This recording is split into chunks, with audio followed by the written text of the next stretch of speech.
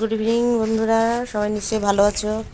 তো দেখো, আজকে আমরা একটু বাড়ি থেকে বেরিয়েছি। অবশ্য সন্ধ্যাটা চারিদিকে হয়ে এসেছে, তো এই অবস্থায় লাইটগুলো জ্বালিয়ে দিয়েছে রাস্তায়। তো যেখানে যাচ্ছি দেখো, এই জায়গাগুলো রাস্তাটা ভীষণ বাজে। অবশ্য এখানে রাস্তাটা এখনও ঠিক হয়নি। এটা আমরা কোথায় যাচ্ছি দেখে নাও। আমরা এখন যাচ্ছি আমাদের কল্যাণী মাঝের যে গঙ্গাটা, সেই গঙ্গাটায়। দেখো, গঙ্গা একটা ফেরিঘাট তৈরি হয়েছে, চারিদিকে অন্ধকার হয়ে এসেছে। তো কিছুক্ষণ আগেই আমরা বেরোতে চেয়েছিলাম, একটু দেরি হয়ে গেল। যাই হোক, এই অন্ধকারের ভিউটাও অসাধারণ লাগছিল। চলো আমরা একটু ঘুরে দেখাই। অন্ধকার হয়ে এসছে। এই দেখছো যে ফেরিঘাটের এই জায়গাটা তৈরি হয়েছে, প্রায় দেখতে দেখতে 2 বছর হয়ে গেল। কুম্ভ মেলা হয়েছিল যখন, সেই সময়।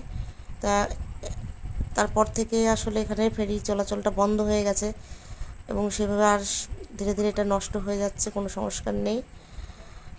জায়গাটা পুরো বন্ধ হয়ে রয়েছে। যাই দেখো, সবাই এখানে ঘুরতে আসে। ওই যে দেখছো ওই সাইডটাতে ফেরির যে মাচাটা করা আছে, ওখানে সবাই গিয়ে বসে। আমি দেখতে এসেছিলাম গঙ্গায় কতটা জল হয়েছে, তা তেমন বেশি একটা হয়নি। ঘুরে ঘুরে দেখলাম।